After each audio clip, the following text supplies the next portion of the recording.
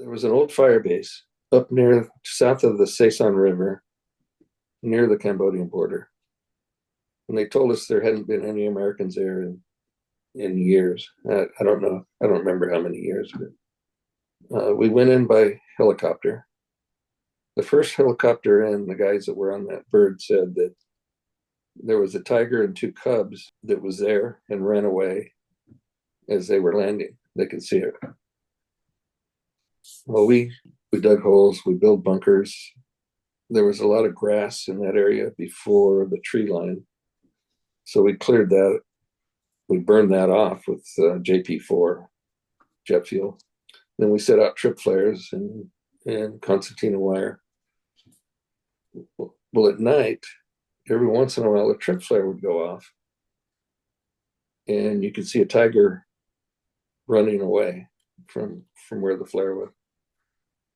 And it happened often enough that nobody was surprised when it happened. On New Year's Eve, our platoon was supposed to go and set up an ambush on the road coming in from Cambodia by the Saison River. It seemed like that when we had contact with the enemy, it was normally around, a lot of times it was around holidays. And I don't know why. It just seems to be the way it happened. So my squad was walking point, just the three squads, Lieutenant Kelly's platoon, the three squads. My squad was walking point. They radioed up that they kept hearing movement behind them and they thought we were being followed. So Lieutenant Kelly had me pull my squad off. We weren't on a trail. We were going through we didn't walk on trails unless we were ordered to because they wanted us to make contact.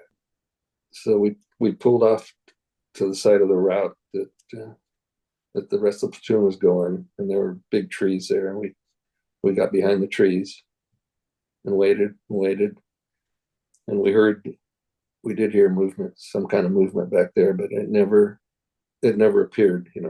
Whoever, whatever it was, never appeared. So after a half hour, Lieutenant Kelly told me to go ahead and continue on. So they had already crossed, I think they had crossed part of the river already. And when I got to the river, the Saison River was split at that point into different branches. I got to one branch of the river and it was probably a few hundred yards wide. And there was an island in the middle. And it was overgrown with big trees, bamboo, heavy bamboo, big trees. And it was about ready to get dark. And Lieutenant Kelly said, "Set your guys up on that island," because there was river on all sides of us, and which gave us probably 100, maybe 200 yards of vision to our front, to our rear, and so nobody could sneak up on us that way. And I had 9 guys in my squad at that time. I made 3-man positions, and 1 man on each position awake at all times. And it was late. There was a full moon. It was late. The moon was still up. It sounded like somebody crossing the river. And we looked out, and it was this tiger. It was a tiger coming right at the island. Across the island, he crossed the river, came up on the island, and he laid down just a few feet from Pete Arceo, who was asleep. So there were 3 of us awake, and this tiger just laid down beside him, or probably 4 feet from him. And the 3 of us looked at each other, and then we slowly aimed our rifles at the tiger, but we weren't going to shoot him. M16's a .223, and would probably make him mad, and it would give away our position also, because they were still expecting North Vietnamese to come across the border. So we looked. I was hoping that Pete didn't wake up or move in his sleep. But one thing, after you're there a while, you learn not to move in your sleep. You learn, you don't snore, you don't move in your sleep, and it becomes kind of second nature.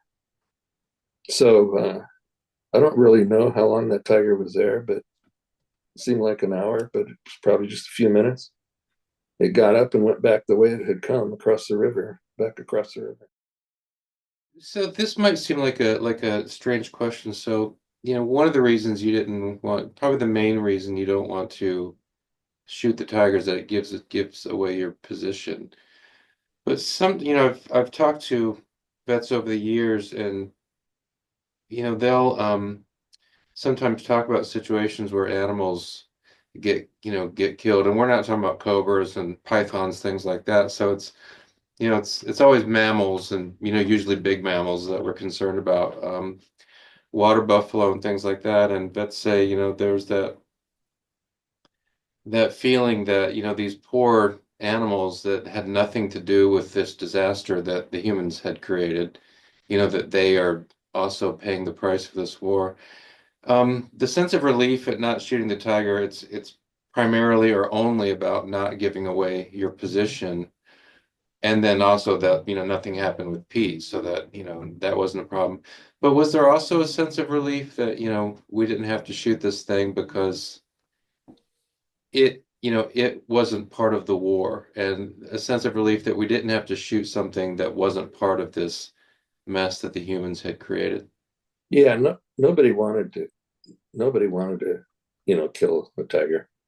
Nobody in my group wanted to kill a tiger. I've heard stories of, other units where they had, but yeah, I mean, we saw a lot of deer. Nobody wanted to kill the deer. Water buffalo. This is the only time we were ever near a village. There was supposed to be hierarchy of the VC and the North Vietnamese meeting in this village. This was from Army intelligence, and we were supposed to cordon the village, and then the South Vietnamese police were going to go in and arrest them. So once we were briefed on the mission, we weren't allowed to go to the rear for anything because it was so top secret. So we didn't have camouflage paint, so we were burning pieces of wood and stuff and rubbing the charcoal on our faces to darken them.